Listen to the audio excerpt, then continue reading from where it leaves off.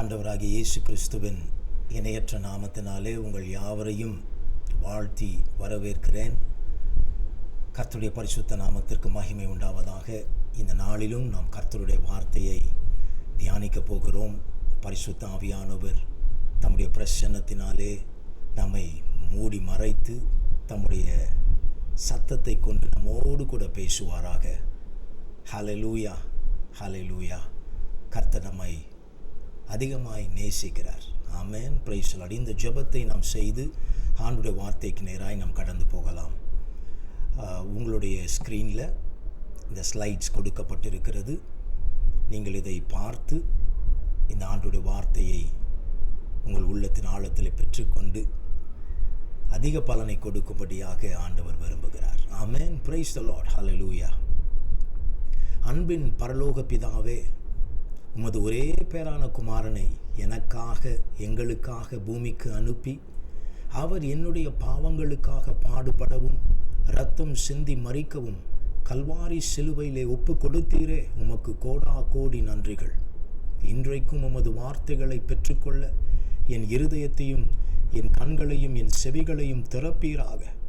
உமது கிருபைக்காகவும் உமது இரக்கங்களுக்காகவும் உமக்கு ஸ்தோத்திரம். என் இருதயம் என் இயேசுவுக்காக பற்றி எரிவதாக. உமக்கே சகல துதியும் கனமும் மகிமையும் உண்டாவதாக. இயேசுவின் நாமத்திலே வேண்டுகிறேன் பிதாவே, ஆமென். கர்த்தர் நல்லவர், ஹல்லேலூயா. கர்த்தருடைய வார்த்தைக்கு நாம் கடந்து போவோம். Price the Lord. ஒரு சில நாட்களுக்கு முன்பாக பரிசுத்த ஆவியானவர் என்னோடு கூட இடைப்படுகிறதை நான் நன்றாக உணர்ந்தேன். ஒரு வாசகம் பரிசுத்த ஆவியானவர் என் உள்ளத்திலே கொடுத்தார். அந்த வார்த்தையானது ஆங்கிலத்திலே நான் அதை கேட்டேன். He was crushed to crown you என்கிற வார்த்தை. He was crushed to crown you. அப்போ நான் அறிந்து கொண்டேன், பரிசுத்த ஆவியானவர் தேவகுமாரனாகிய இயேசு கிறிஸ்துவை குறித்து இந்த வார்த்தையை சொல்லுகிறார். Jesus was crushed to crown you என்று சொல்லி. அப்போ இந்த வார்த்தை க்ரஷ்ட் என்கிற வார்த்தை ஏசாயா 53ஆம் அதிகாரத்தில் இருக்கிறதை நான் அறிந்திருக்கிறேன்.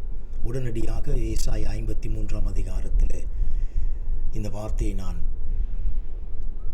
பார்க்கும்படியாக அந்த அதிகாரம் முழுவதுமாக நான் மறுபடியுமாக நான் வாசித்தேன். அப்போ இயேசு கிறிஸ்து அந்த வார்த்தை தமிழில் பரிசுத்த ஆவியானவர் என்ன சொன்னார்? உன்னை முடிசூட அவர் நொறுக்கப்பட்டார். அப்போ என்னை முடிசூட என் ஆண்டவராக இயேசு கிறிஸ்து நொறுக்கப்பட்டார் என்பதை பரிசுத்த ஆவியானவர் எனக்கு விளக்கி காண்பித்தார். அப்போ ஏசாயா 53ஆம் அதிகாரத்தில் 10ஆம் வசனத்தில் இந்த நொறுக்கப்பட்டார் என்கிற ஒரு வார்த்தை வருகிறதை நான் பார்த்தேன். கர்த்தரோ அவரை நொறுக்க சித்தமாகி அவரை பாடுகளுக்கு உட்படுத்தினார்.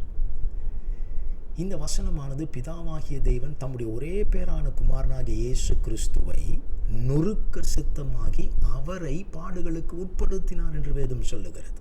இந்த வசனம் பல நாட்களாக வருடங்களாக இது அந்த அளவுக்கு என்னால் புரிந்து கொள்ள முடியாமல் இருந்தது. எப்படி பிதாவாகிய தேவன் குமாரனாகிய இயேசுவை நொறுக்க சித்தமாக முடியும்? இன்னொரு ஆங்கில வேதத்தில் வெர்ஷனில் சொல்லப்பட்டிருக்கிறது, it was his pleasure for God to crush Jesus என்று சொல்லி. அப்போ எப்படி இது ஒரு ஆண்டவருக்கு ஒரு பிளஷராக இருக்க முடியும் என்று யோசித்து பார்க்கும் பொழுது பாருங்கள், இங்கே பரிசுத்த ஆவியானவர் அதற்குரிய அருமையான ஒரு வெளிப்பாட்டை காண்பித்து கொடுக்கிறார். அப்போ என்னை முடிசூட்ட தம்முடைய கிருபையினால், தம்முடைய இரக்கங்களினால், தம்முடைய ஜீவனால் பிதாவாகிய தேவன் என்னை முடிசூட்ட தம்முடைய ஒரே பேரான குமாரனாகிய இயேசு கிறிஸ்துவை நொறுக்கினார் என்று நாம் இந்த வசனத்தின் மூலமாக நாம் அறிந்து கொள்கிறோம். இப்பொழுது நாம் இந்த லென்த் டேஸில் இருக்கிறபடினாலே நாம் கர்த்தராகிய இயேசு கிறிஸ்து நமக்காகப்பட்ட பாடுகளை நாம் தியானித்து கொண்டு வருகிறோம். ஆகவே இந்த வார்த்தையை இன்றைக்கு உங்களோடு கூட பகிர்ந்து கொள்ளுகிறதுல எனக்கு மிகுந்த மகிழ்ச்சி. என்றால் இது நம் ஆண்டவராகிய இயேசு கிறிஸ்துவை குறித்து தியானிக்கிற ஒரு வார்த்தை. ஆமென், பிரைஸ் தி லார்ட். அப்போ இந்த அதிகாரத்தை நான் மறுபடியும் வாசிக்கும் பொழுது இன்னொரு இடத்திலே நொறுக்கப்பட்டார் என்கிற வார்த்தை இருக்கிறதை நான் பார்த்தேன். அது வசனம் 5 இருக்கிறது. நம்முடைய மீறுதல்களின் நிமித்தம் இயேசு காயப்பட்டு நம்முடைய அக்கிரமங்களின் நிமித்தம் இயேசு நொறுக்கப்பட்டார் என்று சொல்லப்பட்டிருக்கிறது. அப்போ இந்த நொறுக்கப்பட்டார். 2 முறை வந்திருக்கிறதே ஆவியானவரே என்று சொல்லும் பொழுது எந்த ஒரு தாமதமும் இல்லாமல் இம்மீடியட்டாக பரிசுத்த ஆவியானவர் என்ன தெரியுமா சொன்னார்? He was crushed to armor you. He was crushed to armor you. அப்படி என்று சொன்னால் தமிழில் உனக்கு ஆயுத வர்க்கம் தரிப்பிக்க இயேசு நொறுக்கப்பட்டார். அவர் நொறுக்கப்பட்டார். எதற்காக? எனக்கு ஆயுத வர்க்கம் தரிப்பிக்க. ஹல்லேலூயா, ஹல்லேலூயா.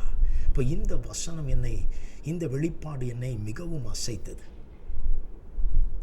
அப்போ நான் இந்த வார்த்தையை தியானிக்க ஆண்டவரே எனக்கு உதவி செய்யும் என்று சொல்லி நான் ஜெபித்து கொண்டிருக்கும் பொழுது எனக்கு ஆவியானவர் அருமையான ஒரு வெளிப்பாட்டை தந்தார்.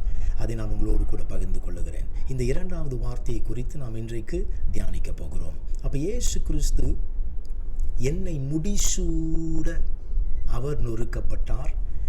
என்னை தம்முடைய ஆயுத வர்க்கத்தை கொடுக்கும்படி அல்லது தரிப்பிக்கும்படியாக இயேசு நொறுக்கப்பட்டார்.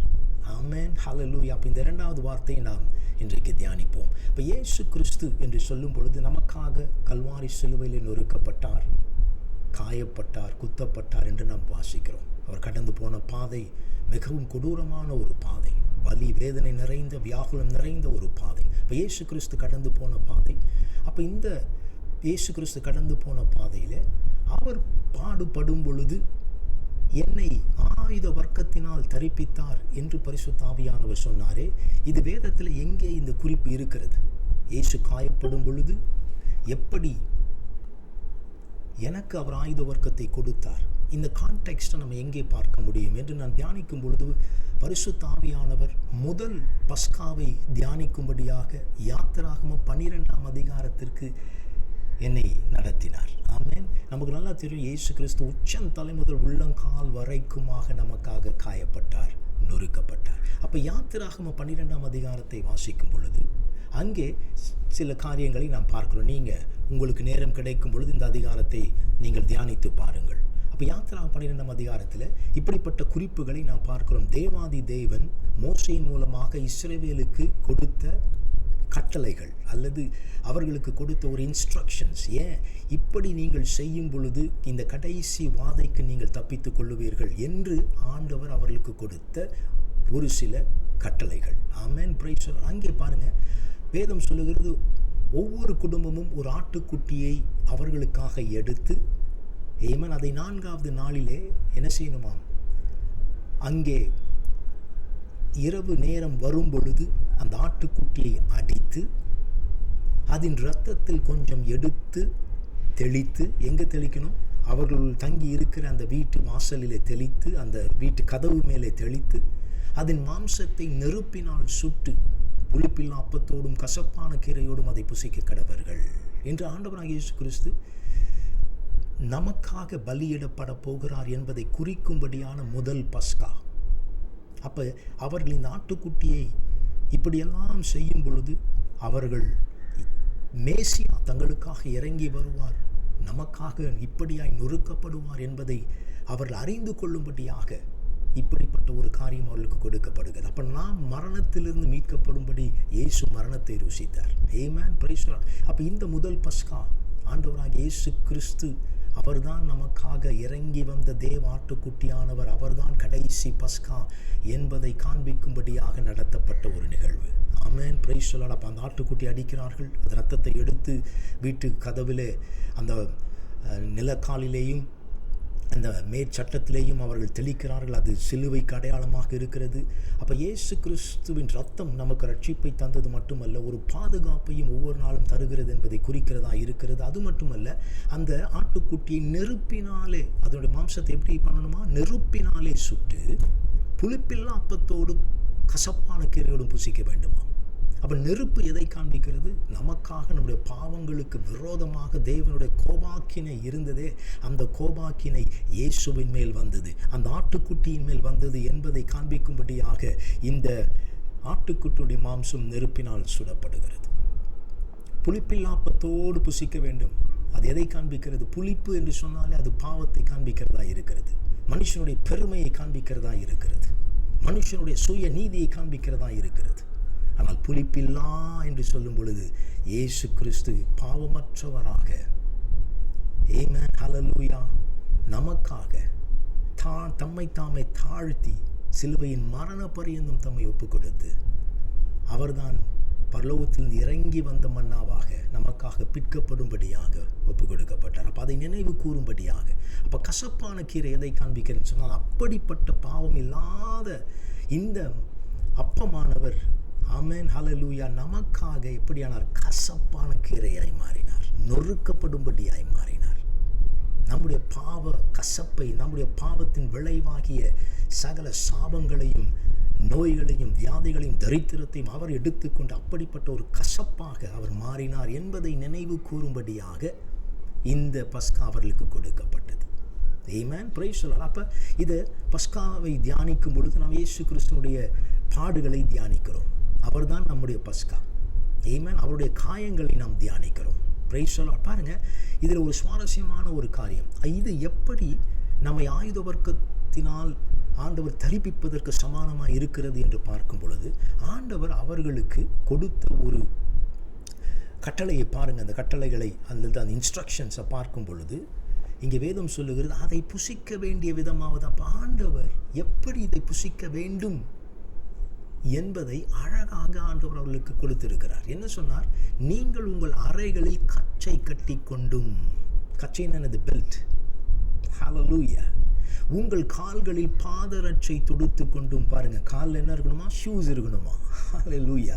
உங்கள் கையில் தடி பிடித்து கொண்டும், உங்கள் கையில் என்ன இருக்கணும்? ஸ்டாஃப் இருக்கணும், அல்லது ராட் இருக்க வேண்டும். பிடித்து கொண்டும் அதை தீவிரமாய் புசிக்க கடவீர்கள். ஏன்? உங்கள் விடுதலை சீக்கிரமாய் வருகிறது. ஹல்லேலூயா. இது கர்த்தருடைய பஸ்கா என்று சொல்லப்பட்டிருக்கிறது. அப்போ இயேசு கிறிஸ்துவினுடைய பாடுகளை, காயங்களை நாம் தியானிக்கும் பொழுது, அவர் நமக்காக, அவர் ஏன் இந்த காயங்களை ஏற்றுக்கொண்டார்? நிச்சயமாக நம்முடைய பாவங்களுக்காக அவர் விலைக்கிரயம் தந்தார். அதே வேளையிலே நம்மை இந்த ஆயுத வர்க்கத்தை தரிப்பிக்கும்படியாகவும் தம்மை ஒப்புக் கொடுத்தார். ஆகவே தான் இங்கே கச்சை என்று சொல்லப்பட்டிருக்கிறது, பாதரட்சை என்று சொல்லப்பட்டிருக்கிறது, தடி என்று சொல்லப்பட்டிருக்கிறது. ஹல்லேலூயா. புரியுது உங்களுக்கு? He was crushed to armor you. Amen. நமக்கு சர்வாயுத வர்க்கத்தை கொடுக்கும்படியாக இயேசு நொறுக்கப்பட்டார். அப்போ பஸ்கா என்று சொல்லும் பொழுது நமக்கு நினைவில் வருவது ஆயுத வர்க்கம். ஆமென், பிரைஸ் தி லார்ட். அவருடைய காயங்கள் என்று நாம் சொல்லும் பொழுது நமக்கு அது எப்படிப்பட்டதாய் மாறியிருக்கிறது?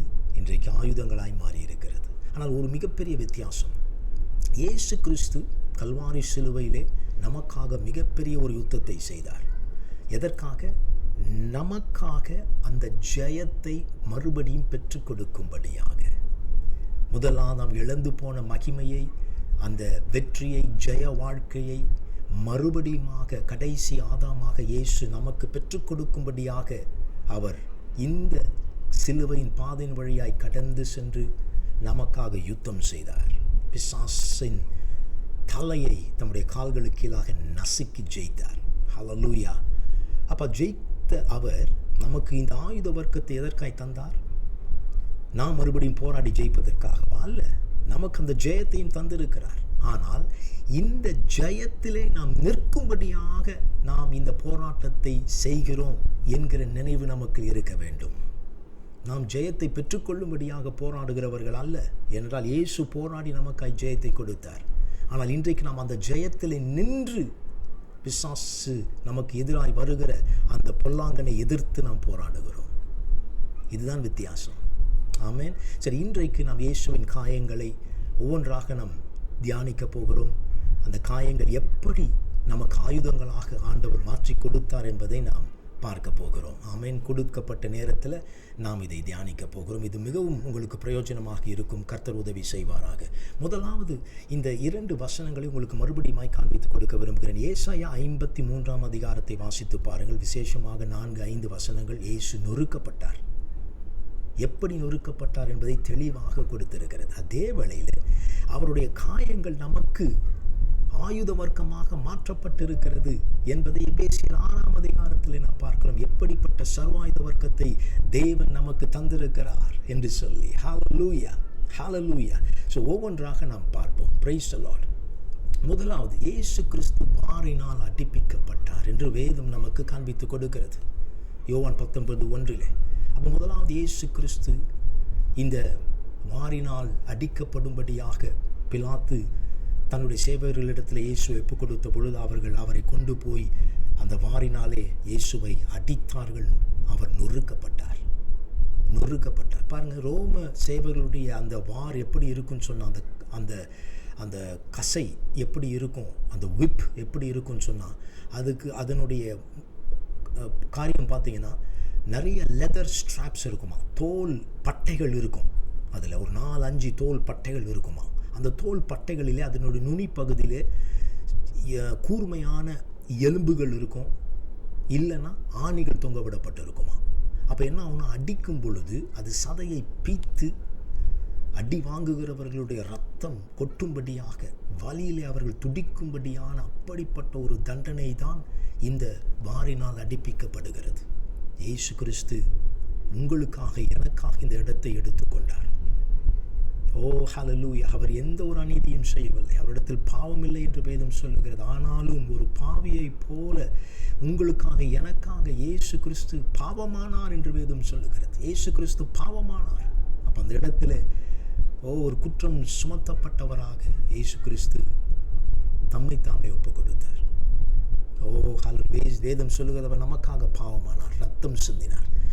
அப்படி அவர் பாடுபடும் பொழுது நமக்கு சத்தியம் என்னும் கச்சையை கொடுக்கிறார்.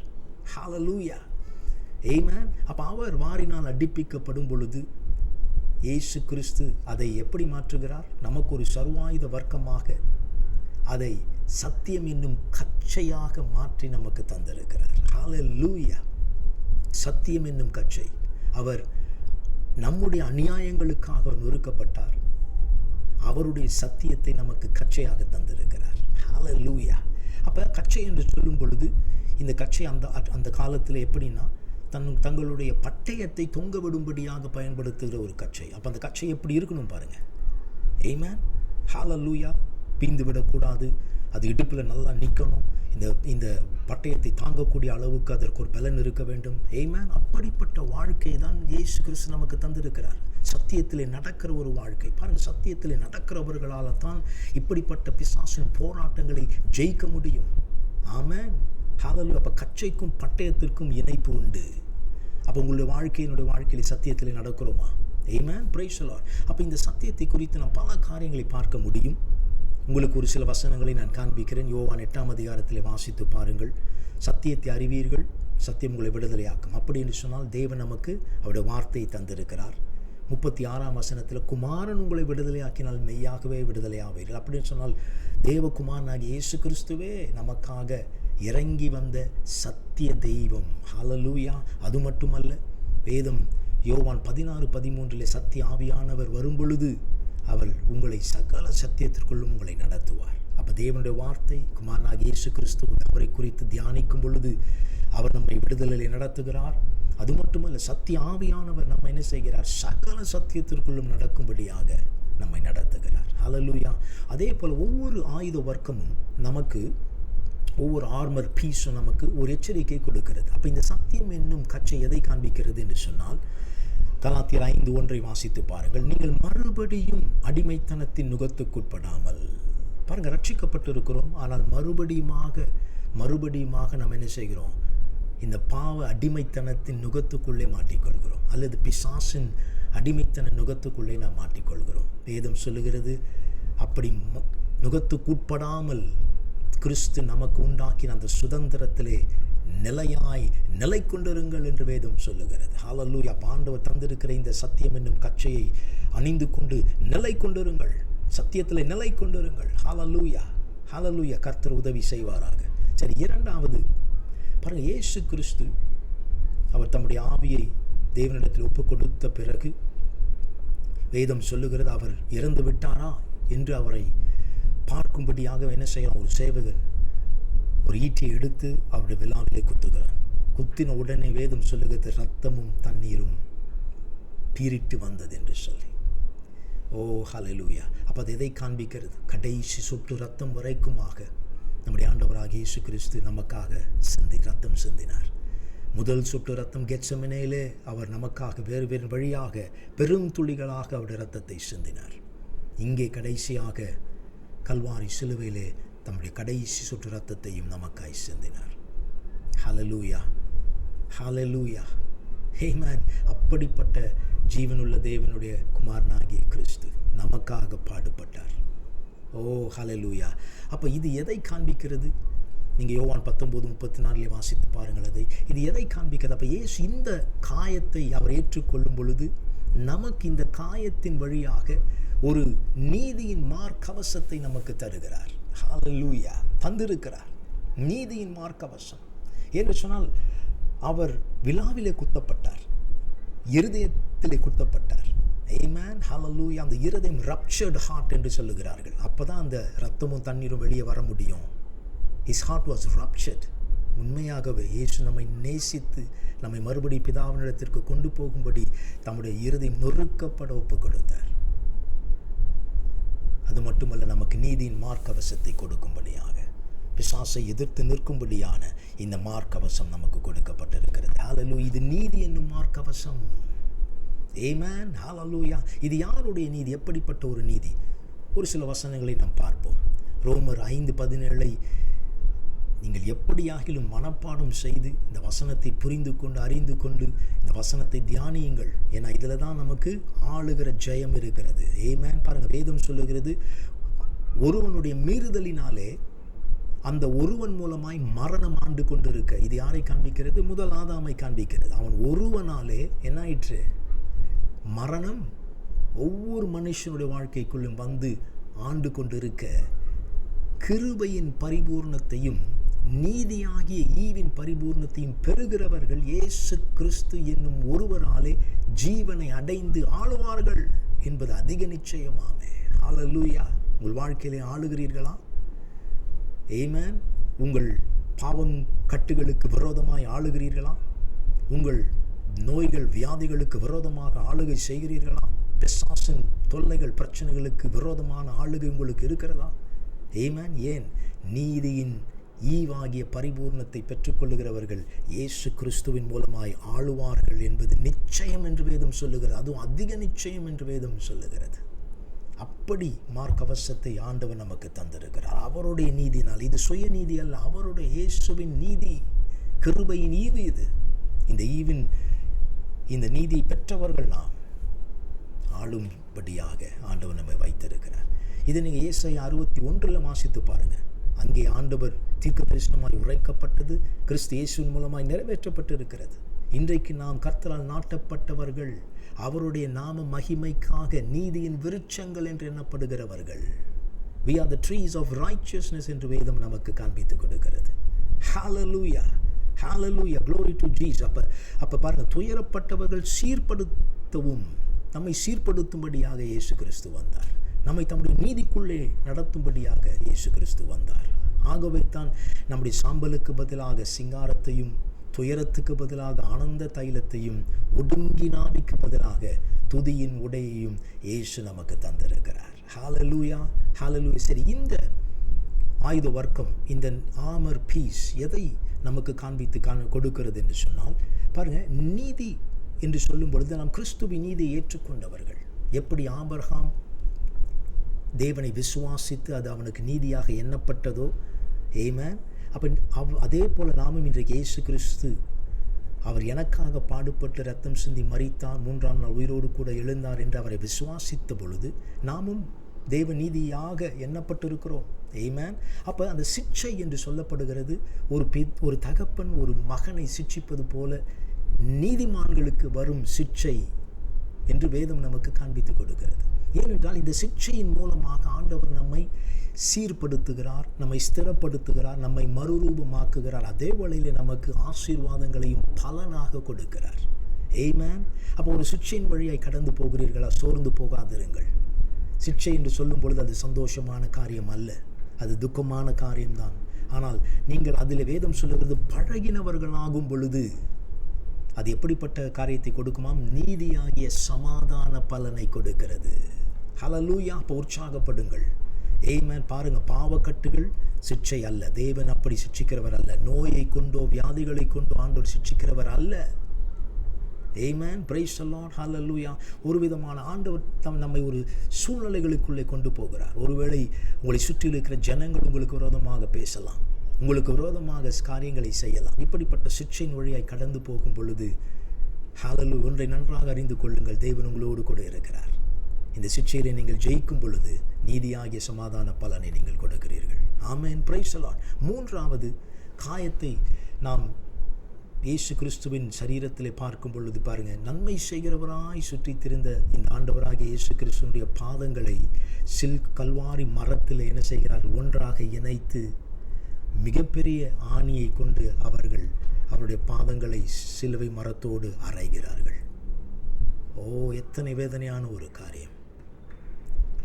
நமக்காக ரத்தம் சிந்தின இயேசு. ஆகவே தான் சொன்னேன், உச்சந்தலையிலிருந்து உள்ளங்கால்கள் வரைக்கும் என்று சொல்லி. ஓ ஹல்லேலூயா. இயேசு நமக்காக பாடுபட்டார், ரத்தம் சிந்தினார்.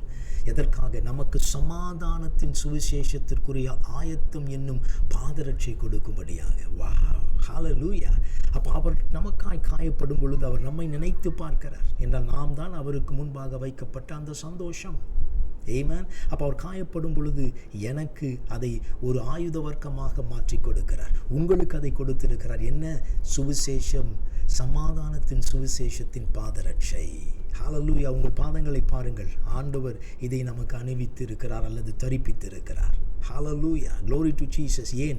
நாம் இந்த சமாதானம் என்று சொல்லப்படுகிற சுவிசேஷத்திலே நடக்கும்படியாக, இந்த சுவிசேஷத்தை மற்றவர்களுக்கு கொடுக்கும்படியாக, காண்பிக்கும்படியாக, சொல்லும்படியாக ஆண்டவர் நம்மை அழைத்திருக்கிறார். ஆமென். Praise the Lord. அப்போ இந்த சுவிசேஷம் என்று சொல்லும் பொழுது பவுல் சொல்லுகிறார் ரோமருக்கு, இந்த சுவிசேஷத்தை குறித்து நான் வெட்கப்படேன். இது யாருடைய சுவிசேஷம்? கிறிஸ்து இயேசுவின் சுவிசேஷம். ஆமென். அது விசுவாசிக்கிறவனுக்கு ரட்சிப்பு உண்டாவதற்கு தேவ பலனாயிருக்கிறது. It is the power of God என்று பவுல் சொல்லுகிறார் ரோமருக்கு எழுதும் பொழுது. ஆமென். அப்போ இந்த கிறிஸ்துவின் சுவிசேஷம் தேவ பலனாய் இருக்கிறது. கொரிந்தியருக்கு எழுதும் பொழுது பாருங்கள், முதல் அதிகாரத்தில் எழுதிட்டார். முதல் நிருபம் முதல் அதிகாரத்தில் எழுதிட்டார். என்னென்ன? சிலுவை பற்றிய உபதேசம் ரட்சிக்கப்படுகிற நமக்கோ அது தேவ பலனாய் இருக்கிறது. ஹல்லேலூயா. அப்போ கிறிஸ்துவின் சுவிசேஷம் என்ன? அவருடைய சிலுவை பற்றிய உபதேசம். அவர் சிலுவையில் எப்படி பாடுபட்டார் என்பதை நாம் மற்றவர்களுக்கு அறிவிக்கும் பொழுது அது உபதேசமாக அல்லது ஒரு செய்தியாக, நற்செய்தியாக மாறும் பொழுது அது ரட்சிப்பை விசுவாசித்து ஏற்றுக்கொள்ளுகிறவர்களுக்கு அது தேவ பலனாய் மாறுகிறது. ஆகவே தான் ஆண்டவர் நமக்கு பாதரட்சை தந்திருக்கிறார். சரி, இது எப்படிப்பட்ட ஒரு வார்த்தையை நமக்கு காண்பித்து கொடுக்கிறது, ஒரு எச்சரிக்கையை காண்பித்து. இங்கே இது ஒரு உற்சாகத்தை கொடுக்கிறதா இருக்கிறது. சில பேர் சொல்லுவாங்க, எனக்கு சுவிசேஷம் சொல்ல தெரியல, எனக்கு அந்த தைரியம் இல்லை, எனக்கு என்னால் அங்கே போய் சொல்ல முடியுமான்னு தெரியல, எனக்கு அந்த அளவுக்கு ஞானம் இல்லை, எனக்கு அந்த அளவுக்கு தாளந்து இல்லை, எல்லாம் சொல்லுவாங்க. ஆனால் 1 கொரிந்தியர் அதே அதிகாரத்தில் கடைசி ஒரு 5 வசனங்களை நீங்கள் வாசித்து பாருங்கள். விசேஷமாக 27லிருந்து 29 வரைக்கும் வேதம் சொல்லுகிறது, ஞானிகளை வெட்கப்படுத்தும்படி தேவன் உலகத்தில் பைத்தியமானவைகளை தெரிந்து கொண்டார். ஹல்லேலூயா. உங்கள் பேரை, என் பேர் அதில் போட்டுக்கலாம். ஆமென். பைத்தியமானவைகளை தெரிந்து கொண்டார். பலமுள்ளவைகளை வெட்கப்படுத்தும்படி தேவன் உலகத்தில் பலவீனமானவைகளை தெரிந்து கொண்டார். ஹல்லேலூயா. உள்ளவைகளை அவமாக்கும்படி உலகத்தின் இழிவானவைகளையும். நான் இழிவானவன் தான், ஆண்டவர் உன்னை தெரிந்து கொண்டார். அற்பமாக எண்ணப்பட்டவன் தான், ஆண்டவர் உன்னை தெரிந்து கொண்டார். நான் ஒன்றும் இல்லாதவைகளை ஆண்டவர் தெரிந்து கொண்டார். ஏன்? அவருடைய பிரசன்னத்திலே, அவருடைய சமூகத்திற்கு முன்பாக மனுஷன் பெருமை பாராட்டாதபடி தேவனை குறித்தே பெருமை பாராட்டும்படியாக ஆண்டவர் இப்படி செய்திருக்கிறார். ஹல்லேலூயா. கர்த்தர் உங்களை தெரிந்து கொண்டிருக்கிறார். உங்கள் பாதங்கள் எவ்வளவு அழகாக இருக்கிறது என்று ஆண்டவர் சொல்லுகிறார். ஏன்? நாம் சுவிசேஷத்தை சுமந்து வருகிற, ஹல்லேலூயா, அப்படிப்பட்ட ஒரு சுவிசேஷகர்களாக, இயேசு கிறிஸ்துவின் சிலுவையின் உபதேசத்தை மற்றவர்களுக்கு காண்பிக்கிறவர்களாக, கொடுக்கிறவர்களாக, சொல்லுகிறவர்களாக இருக்கிறோம். ஆமென். இருக்க வேண்டும் என்று இந்த ஆயுத வர்க்கம் நமக்கு காண்பித்து கொடுக்கிறது. 4வது பாருங்கள், இயேசு கிறிஸ்து அவருடைய சிரசிலே முள்முடி வைக்கப்பட்டது. இது ரொம்ப ஒரு கொடூரமான ஒரு காரியம். ஏன்னா முள்முடியை வைத்து அதோடு அவங்க விடலை பாருங்கள். ஒரு தடியை எடுத்து அந்த தலையிலெல்லாம் என்ன பண்ணுறாங்க? அடிக்கிறாங்க. என்றால் அப்படி அடிக்கும் பொழுது, ஏன்னா அவங்க கையை வச்சு அமுக்க முடியாது சேவகர்கள். அப்போ அவர்கள் அடிக்கும் பொழுது இந்த ஒவ்வொரு முள் என்ன பண்ணுதுன்னா அவருடைய சிரசை சுற்றில் என்ன பண்ணுது? குத்தி ஆழமாக போய் அவருக்கு அப்படிப்பட்ட ஒரு வேதனையை கொடுக்கிறது. அவருடைய சிரஸ் முழுவதும் இங்கே பார்த்தீங்கன்னா ரத்தம் சிந்துகிறவராக, ப்ரொஃப்யூஸ்லி ப்ளீடிங். நமக்காக இயேசு கிறிஸ்து இந்த பாடுகளை ஏற்றுக்கொண்டார். அவருக்கு முள்முடி சூட்டப்பட்டது, நமக்காக இயேசு நொறுக்கப்பட்டார். இந்த காயத்தை அவர் ஏற்றுக்கொள்ளும் பொழுது என்னை நினைவு கூர்ந்து எனக்கு ஒரு சர்வாயுத வர்க்கத்தை கொடுக்கிறாரே, அது என்ன தெரியுமா? ஹல்லேலூயா, ரட்சண்யம் என்னும் தலைச்சீரா. ஹெல்மெட் ஆஃப் சால்வேஷன், தலைசீரா, ஹெல்மெட். என் தலைப்பகுதியை பாதுகாக்கும்படியாக எனக்கு ரட்சண்யம் என்னும் தலைச்சீராவை தந்திருக்கிறார். ஹல்லேலூயா. எப்படிப்பட்ட ஆண்டவர் பாருங்க. அந்த அப்படிப்பட்ட ஒரு வேதனையான அந்த நேரத்திலும் கூட என் இயேசு என்னை நினைவு கூறுகிறார். ஹல்லேலூயா. என்னை நினைவு கூர்ந்து எனக்கு என்ன செய்ய வேண்டும் என்று சொல்லி அவர் அப்படிப்பட்ட ஒரு அற்புதமான காரியத்தை செய்திருக்கிறார். ஹல்லேலூயா. அப்ப ரட்சண்யம் என்னும் தலைச்சீரா. ஆமென். இப்போ இந்த ரட்சிப்பை குறித்து நாம் அறிந்து கொள்ள வேண்டுமானால் நாம் எப்படிப்பட்ட ராஜ்யத்தில் வாழுகிறோம் என்பதை அறிந்து கொள்ள வேண்டும். முதலாவது ஆமென். நாம் அந்தகார இருளின் ராஜ்யத்திலிருந்து பிடுங்கப்பட்டு அல்லது பிரித்து எடுக்கப்பட்டு விடுதலையாக்கப்பட்டு அவருடைய ஆச்சரியமான ஒளியின் ராஜ்யத்திற்கு உட்படுத்தப்பட்டிருக்கிறோம். ஆமென். அப்போ அப்படிப்பட்ட ராஜ்யம் என்ன ஆச்சரியமான ஒளி, அந்த ராஜ்யத்தை குறித்து வேதம் சொல்லுகிறது. ரோமர் 14:17 தேவனுடைய ராஜ்யம் புசிப்பும் குடிப்பும் அல்ல. அது எப்படிப்பட்டதாக இருக்கிறதா? நீதியும் சமாதானமும் பரிசுத்த ஆவியானவரால் உண்டாகும் சந்தோஷமுமா இருக்கிறது. அப்படிப்பட்ட ராஜ்யத்தில் தேவன் நம்மை கொண்டு வந்திருக்கிறார். அவருடைய நீதி, அவருடைய சமாதானம், அவருடைய பரிசுத்த ஆவியானவரால் உண்டாகும் சந்தோஷம். ஹல்லேலூயா. ஆகவே தான் நீங்கள் ஒவ்வொரு நாளும் அவருடைய நீதியிலே நடந்து கொண்டு இருக்கிறோம், நடக்க முடியும். அவருடைய சமாதானத்திலே நாம் நடந்து கொண்டு இருக்கிறோம், நடக்க முடியும். அவருடைய பரிசுத்த ஆவியானவரால் உண்டாகும் சந்தோஷத்திலே நடக்க முடியும். ஒவ்வொரு நாளும் நாம் சந்தோஷமாய் சமாதானமாய் அவருடைய நீதியிலே நடக்க முடியும். ஹல்லேலூயா. ஏனென்றால் அப்படிப்பட்ட ராஜ்யத்திலே நாம் இருக்கிறோம். Praise the Lord. ஹல்லேலூயா. அது மட்டுமல்ல, வேதம் நமக்கு அருமையான ஒரு வசனத்தை, என்ன வசனம்னா ரோமர் 12:2 வாசித்து பாருங்க. உங்கள் மனம் புதிதாகிறதுனாலே மறுரூபமாகுங்கள். அப்படி நம்முடைய மறுரூபமாக்கப்படுகிற இந்த கிருபையானது எப்படி கிரியை செய்கிறது? என்னுடைய மனம் புதிதாகும் பொழுது நான் மறுரூபமாகுகிறேன். மறுரூபம் என்று சொன்னால் நான் இயேசுவை போல மாறுகிறேன். ஆமென். அப்போ இயேசுவை போல என்னுடைய ஆவி மாற்றப்பட்டிருக்கிறது. ஆனால் நான் முழுவதுமாக என்னுடைய ஆத்துமா மாற்றப்பட வேண்டுமானால் என்னுடைய மனம் புதிதாகும் பொழுது நான் அந்த மறுரூப இமேஜ் என்று சொல்லலாம், சாயலாகவே நான் மறுரூபமாக ஆக்கப்படுகிறேன். ஆமென். ஹல்லேலூயா. அப்போ இந்த மனம் ரொம்ப முக்கியம். ஆகவே தான் சால்வேஷன் ஹெல்மெட் என்று சொல்லி ஆண்டவர் நமக்கு இந்த மைண்டை பாதுகாக்கும்படி, மனசை பாதுகாக்கும்படி ஆண்டவர் கொடுத்திருக்கிறார். அப்போ இது எதை காண்பிக்கிறது? இந்த ஆர்மர் பீஸ் எந்த எச்சரிக்கை நமக்கு கொடுக்கிறது என்று பார்க்கும் பொழுது, நீங்கள் எபேசியர் 4 கொலோசியர் 3 வாசித்து பாருங்கள். உங்கள் உள்ளத்திலே புதிதான ஆவி உள்ளவர்களாகி, உள்ளம் என்று சொல்லப்பட்டிருக்கிறது, மனசில் புதிதான ஆவி உள்ளவர்கள். அப்படி என்று சொன்னால் உங்கள் மனசில் எழும்புகிற அந்த எண்ணங்கள், கற்பனைகள், இமேஜினேஷன், எமோஷன்ஸ், இதெல்லாம் எப்படியா புதிதாக்கப்பட வேண்டுமா? அப்போ தேவனுடைய வார்த்தையை நாம் படிக்க தியானிக்கும் பொழுது என்ன செய்யப்படுகிறது? நம்முடைய மனம் புதிதாகிறது. அப்படி ஆகும் பொழுது தான் மெய்யான நீதியிலும் பரிசுத்தத்திலும் தேவனுடைய சாயலாக சிருஷ்டிக்கப்பட்ட புதிய மனுஷனை தரித்து கொண்டு நடக்கிறோமா? ஹல்லேலூயா. ஆமென். அப்பொழுதுதான் நாம் மேலானவைகளை நாம் என்ன செய்கிறோம்? நாடுகிறோம் என்று வேதம் நமக்கு காண்பித்து கொடுக்கிறது. அப்போ இந்த மனம் புதிதாகிறது ரொம்ப முக்கியம். ஆகவே தான் ஆண்டவர் நமக்கு ஹெல்மெட் தந்திருக்கிறார். ஆமென். ஹெல்மெட் போட்டுட்டு கீழே விழுந்தான தலையில் அடிப்படாதுன்னு சொல்லுவாங்க இல்லை? ஆமென். அதே போல் ஆண்டவர் நமக்கு இந்த ஹெல்மெட்டை தந்திருக்கிறார். ஏன்னா நம்ம சுற்றிலும் நடக்கிற காரியங்கள் நம்முடைய சிரசை என்ன செய்யக்கூடாது? தாக்கிவிடக்கூடாது என்பதற்காக கிருபையாய் ஆண்டவர் நமக்கு தந்திருக்கிறார். ஆமென். Praise the Lord. ஹல்லேலூயா. 5வது, இயேசு கிறிஸ்துவினுடைய இடது கரம் சிலுவை மரத்திலே ஆணியால் அடிக்கப்பட்டது, அறையப்பட்டது. ஓ ஹல்லேலூயா. 2 கைகளையும் அவர்கள் ஆணிகளால் அறைந்தார்கள். முதலாவது பார்க்கிறோம் நாம், இடது கரமும் இயேசுவின் கரம், நன்மை செய்கிறவராய் சுற்றி திரிந்த கரம், அநேகரை தொட்டு சுகமாக்கின கரம் இப்பொழுது சிலுவை மரத்திலே ஆணியால் அறையப்பட்டிருக்கிறது. அவருடைய கரங்கள் தான் பார சிலுவையையும் அந்த அரண்மனையிலிருந்து கொல்கதா கல்வாரி மலை வரைக்கும் சுமந்து வந்தது. அஃப்கோர்ஸ் சிமியோன் என்று சொல்லப்படுகிறவன் உதவி செய்தான். ஆனால் இயேசு கிறிஸ்து பார சிலுவையை தம்முடைய 2 கரங்களினாலும் தோள்களினாலும் சுமந்து கொண்டு வந்தார். ஓ ஹல்லேலூயா. அப்போ அவர் சுமந்து கொண்டு வரும்பொழுது இந்த காயம் நமக்கு எதை காண்பிக்கிறது? இயேசு கிறிஸ்து உங்களுக்கும் எனக்கும் கொடுத்த விசுவாசம் என்னும் கேடகம். ஆமென். நீங்கள் வலது கரம் பழக்கமுடையவர்களாக இருப்பீர்கள் என்று சொன்னால் நான் உங்களுக்கு ஒரு கேடகம் கொடுத்தேன்னா நீங்கள் எங்கே பிடிப்பீங்க? உங்கள் இடது கரத்தில் பிடிப்பீங்க. ஆமென், ஹல்லேலூயா. அப்போ இயேசுவின் இடது கரம் காயப்பட்டது, எனக்கு அவர் இந்த கேடகத்தை எனக்கு ஆயுத வர்க்கமாய் கொடுக்கும்படியாக. அப்போ இது எப்படிப்பட்ட கேடகம்? விசுவாசம் என்னும் கேடகம். ஹல்லேலூயா. பாருங்கள், அந்த காலத்தில் பட்டயம் வைத்து சண்டை செய்கிறவர்கள், போராடுகிறவர்கள் எப்படி செய்வாங்கன்னா, இந்த கேடகத்தை பிடித்து கொள்வார்கள். ஏனென்றால் எதிரிகள் தாக்கும் பொழுது, ஆரோஸ் வரும் பொழுது என்ன செய்வாங்க?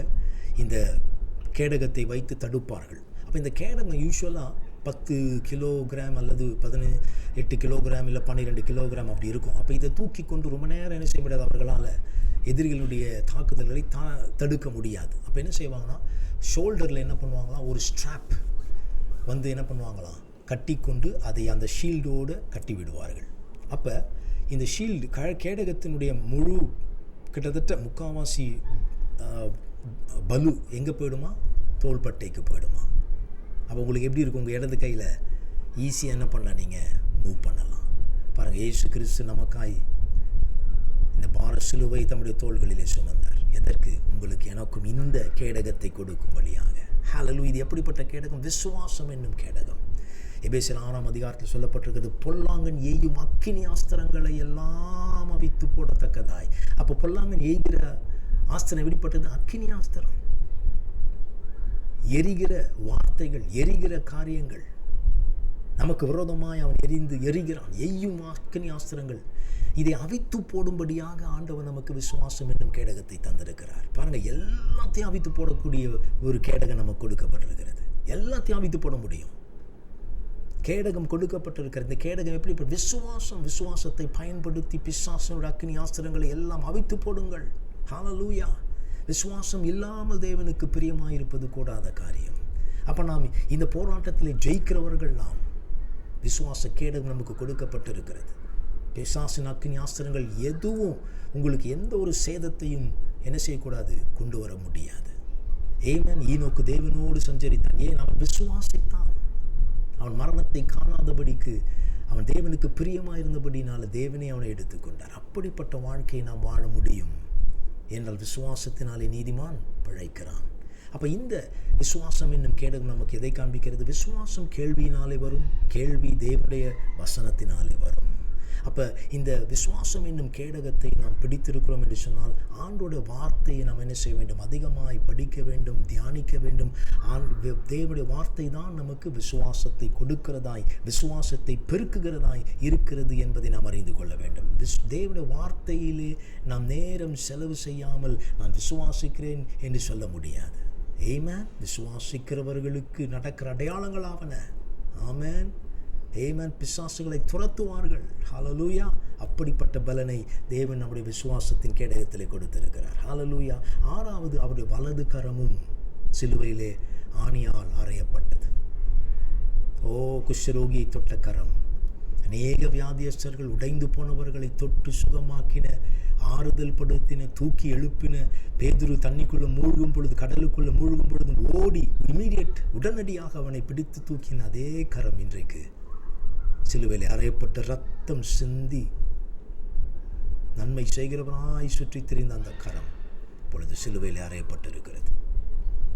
எவ்வளோ பெரிய வேதனை! இந்த வேதனைக்குள்ள இயேசுவின் கரம் நமக்காக எல்லாவற்றையும் சகித்து கொண்டார்.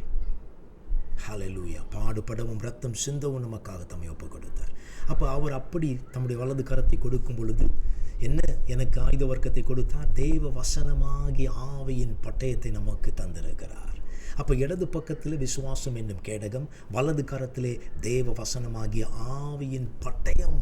ஹல்லேலூயா. நான் விசுவாசிக்கிற நம்முடைய பட்டயம் ஆண்டவருடைய அக்கினினால் எரிந்து கொண்டு இருக்கிற ஒரு பட்டயமாக இருக்கும். ஆமென். ஹல்லேலூயா. பிசாசு தான் அக்கினி ஆஸ்திரங்களை அடிக்க முடியுமா? ஆமென். என்னுடைய தேவனுடைய வார்த்தையும் அப்படிப்பட்ட அக்கினி ஜுவாலை போன்ற வார்த்தை. ஹல்லேலூயா. அந்த வார்த்தையின் பட்டயத்தை கொண்டு நான் பிசாசை என்ன செய்ய முடியும்? ஜெயிக்க முடியும், துரத்த முடியும். ஹல்லேலூயா. தேவ வசனமாகிய ஆவியின் பட்டயம். ஹல்லேலூயா. அப்போ இங்கே இந்த ரேமா என்கிற வார்த்தையை ஆண்டவர் பயன்படுத்தி இருக்கிறார். எபேசியர் 6ஆம் அதிகாரத்தில் தேவ வசனமாகிய ஆவியின் பட்டயம்னா ரேமா. ரேமா என்று சொல்லும் பொழுது அது இப்பொழுது நமக்கு ஆண்டவர் கொடுக்கிற ஒரு வார்த்தையாக இருக்கிறது. எழுதப்பட்ட வார்த்தை லோகோஸ் என்று சொல்லுகிறோம். பரிசுத்த ஆவியானவர் பேசுகிற வார்த்தை ரேமா. அப்போ நாம் ஆண்டோட வார்த்தையை பைபிளை நம்ம வாசித்து கொண்டு இருக்கும் பொழுது, எழுதப்பட்ட வார்த்தையை நாம் வாசித்து தியானித்து பரிசுத்த ஆவியானவர் என்னோடு பேசும் என்று சொல்லும் பொழுது, அந்த எழுதப்பட்ட வார்த்தையிலிருந்து நமக்கு ஆண்டவர் என்ன செய்கிறார்? ரேமாவை நமக்கு தருகிறார். அப்படின்னா பரிசுத்த ஆவியானவர் ஒரு வார்த்தையோ அல்லது ஒரு வசனத்தையோ எடுத்து நம்மோடு கூட பேசுகிறார். அது நமக்கு ரேமாவாக, அன்றைய தினத்தின் மன்னாவாக ஆவியானவர் நமக்கு தருகிறார். இந்த ரேமா வார்த்தை வல்லமையான ஒரு வார்த்தை. ஆமென். எப்படி எனக்கு இந்த பரிசுத்த ஆவியானவர் he was crushed to armor you என்று என்னோடு கூட இடைப்பட்டார். அது ஒரு ரேமா வார்த்தை. அந்த ரேமா வார்த்தையில் இவ்வளவு பொக்கிஷங்கள், வெளிப்பாடுகள் இருக்கிறதை நாம் பார்க்கிறோம். ஆமென். இந்த ரேமா வார்த்தையை பெற்றுக்கொள்ளுங்கள். ஆமென். இயேசு கிறிஸ்து சொன்னார், பிசாசினால் சோதிக்கப்படும் பொழுது மனுஷன் அப்பத்தினால் மாத்திரமல்ல, தேவன் வாய்ந்து புறப்படுகிற ஒவ்வொரு வார்த்தையினால் பிழைப்பான். அப்போ புறப்படுகிற ஒவ்வொரு வார்த்தை என்ன வார்த்தை? ரேமா. ஹல்லேலூயா. அப்போ ரேமா வார்த்தை என்று சொல்லும் பொழுது பரிசுத்த ஆவியானவரோடு இணைந்து ஆண்டோட வார்த்தையை நாம் படிக்க வேண்டும், தியானிக்க வேண்டும். அவர் கொடுக்கிற ரேமா வார்த்தை. ஆமென். இயேசு கிறிஸ்து அந்த வார்த்தையை பயன்படுத்தினார். என்ன சொன்னார்? அப்பாலே போ சாத்தானே என்று பிசாசை கடிந்து கொள்ளும் பொழுது வேதம் சொல்லுகிறது, பிசாசானவன் அவரை விட்டு என்ன செய்தான்?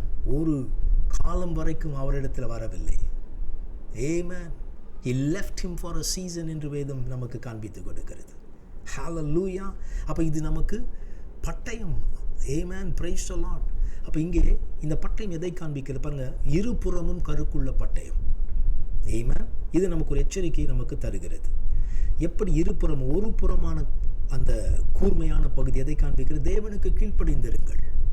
அதே வழியில் இன்னொரு பக்கம் இந்த பட்டயத்தின் கூர்மை எதை காண்பிக்கிறது? பிசாசுக்கு எதிர்த்து நில்லுங்கள், அப்பொழுது அவன் உங்களை விட்டு ஓடி போவான். ஆமென். ஹல்லேலூயா. அப்போ தேவனுக்கு கீழ்ப்படிந்து நாம் செயல்பட்டு கொண்டிருக்கும் பொழுது பிசாசினால் வருகிற பிரச்சனைகளை நாம் என்ன செய்ய வேண்டும்? எதிர்த்து நிற்க வேண்டும். பிசாசுக்கு எதிர்த்து நில்லுங்கள், அப்பொழுது அவன் உங்களை விட்டு ஓடி போவான். அப்போ உங்களுக்கும் எனக்கும் எதிர்த்து நிற்கிற கிருபையை இந்த பட்டயத்தின் மூலமாய் ஆண்டவர் தந்திருக்கிறார். ஆமென். தேவ வசனமாகிய ஆவியின் பட்டயம், இது ஆவியானவருடைய பட்டயம். ஹல்லேலூயா. கர்த்தருடைய நாமம் மகிமைப்படுவதாக. கடைசியாக 7வது காயத்தை நாம் தியானிக்கிறோம். இயேசு எப்படி நொறுக்கப்பட்டார்? உச்சந்தலை முழுது உள்ளங்கால்கள் வரைக்கும் நொறுக்கப்பட்டார்.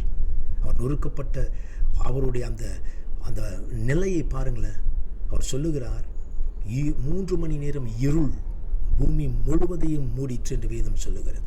அந்த 3 மணி நேரம் முடிந்த பொழுது இயேசு சொல்கிறார், ஏலி ஏலி லாமா சபக்தானே, என் தேவனே என் தேவனே ஏன் என்னை கைவிட்டு? முதல் முறையாக தம்முடைய பரலோக பிதாவை நோக்கி தேவனே என்று கூப்பிடுகிறதை நாம் பார்க்கிறோம். ஏன் என்னை கைவிட்டீர் என்று சொல்லுகிறார். ஏன்? இயேசு கிறிஸ்து நொறுக்கப்பட்டார், கடைசி வரைக்கும் நொறுக்கப்பட்டார், உங்களுக்காக, எனக்காக.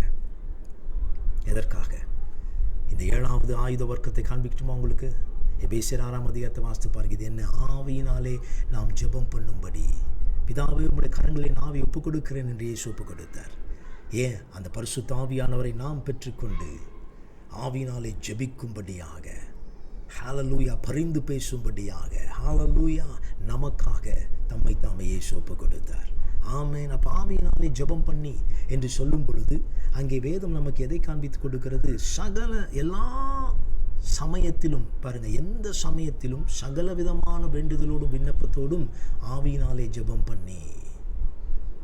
ஆமென். ஹல்லேலூயா. நமக்காக மட்டுமல்ல, பரிசுத்தவான்களுக்காகவும் ஜெபிக்கும் அப்படிப்பட்ட ஒரு பாஷையை, அந்நிய பாஷையை ஆண்டவர் நமக்கு தந்திருக்கிறார்.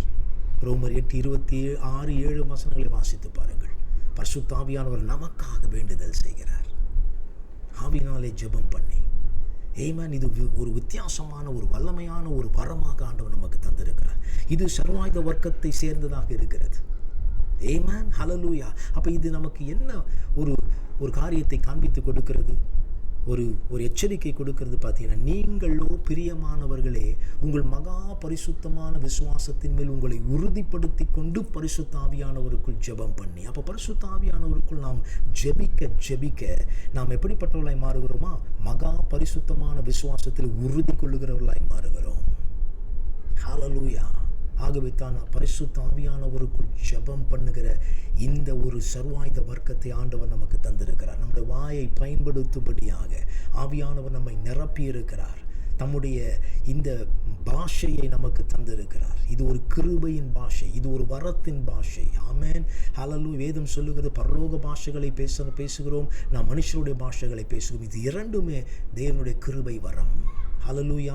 இன்னும் நான் பரிசுத்த ஆவியானவரை பெற்றுக்கொள்ளவில்லை, இன்னும் எனக்கு அந்நிய பாஷை கொடுக்கப்படவில்லை சொன்னால் பெற்றுக்கொள்ளுங்கள் இயேசுவின் நாமத்தினாலே. பரிசுத்த ஆவியானவரால் நிரப்பப்படுங்கள். அந்நிய பாஷையை பேசுகிறவர்களாய் பரிசுத்த ஆவியானவருக்குள் ஜெபம் பண்ணுகிற ஒரு விசேஷித்த ஆவிக்குரிய வாழ்க்கை இன்றைக்கு தெரிந்து கொள்ளுங்கள். ஹல்லேலூயா. கர்த்தர் உங்களை பலப்படுத்துவாராக. ஆமென், ஆமென்.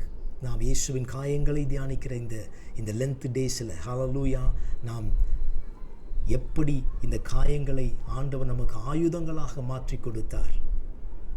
ஆமென். வெற்றியிலே நடக்கும்படியாக எப்படி வெற்றியையும் கொடுத்து இந்த வெற்றியிலே நடக்கக்கூடிய ஆயுதங்களையும் இயேசு கிறிஸ்து நமக்கு தந்திருக்கிறார். ஹல்லேலூயா. சர்வாயுத வர்க்கத்தை தரித்து கொள்ளுங்கள். ஆமென். பரிசுத்த ஆவியானவரால் பலப்படுங்கள் என்று வேதம் நமக்கு காண்பித்து கொடுக்கிறது. ஆகவே உங்கள் உனக்கு ஆயுத வர்க்கம் தரிப்பிக்க இயேசு நொறுக்கப்பட்டார். இயேசு நொறுக்கப்பட்டார்.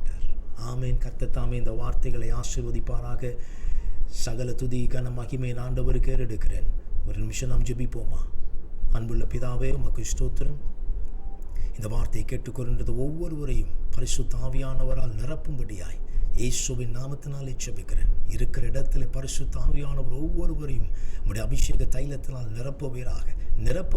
இயேசு கிறிஸ்துவை தரிசிக்கிறவர்களாக, தகப்பனை இயேசு கிறிஸ்துவை குறித்து தியானிக்கிறவர்களாக, உம்முடைய வார்த்தையை ஆண்டவரை பெற்றுக்கொண்டு உமக்கென்று எழும்பி பிரகாசிக்கிற சுடர்களாக ஒவ்வொருவரும் ஆண்டவர் எழும்பி பிரகாசிக்க உதவி செய்யும். ஒவ்வொருவரையும் ஆசீர்வதியும், காத்துக்கொள்ளும்.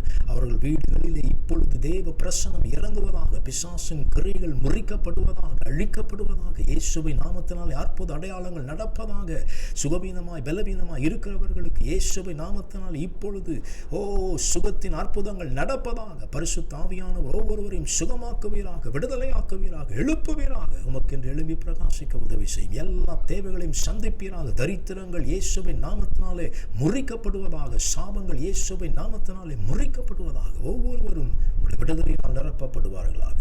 பரிசுத்த ஆவியானுடைய ஆளுகைக்கு ஒப்புக் கொடுக்கிறேன். ஒவ்வொருவரையும் ஆசீர்வதியும், காத்துக்கொள்ளும். அவள் தலைகளை உயர்த்தும். அப்பா, உமக்கு ஸ்தோத்திரம், ஸ்தோத்திரம். ஆசீர்வதியும். இயேசுவின் நாமத்தில் சகல துதிகன மகிமை உமக்கே கொடுத்து நாங்கள் ஆண்டவரே உமக்கு நன்றி செலுத்தி ஜெயங்களை, ஆசீர்வாதங்களை ஒவ்வொருவருக்காய் நான் பெற்றுக்கொள்கிறேன். இயேசுவின் நாமத்தில் பிதாவே. ஆமென், ஆமென். கர்த்தர் தாமே உங்களை ஆசீர்வதிப்பாராக. Price the Lord, price the Lord.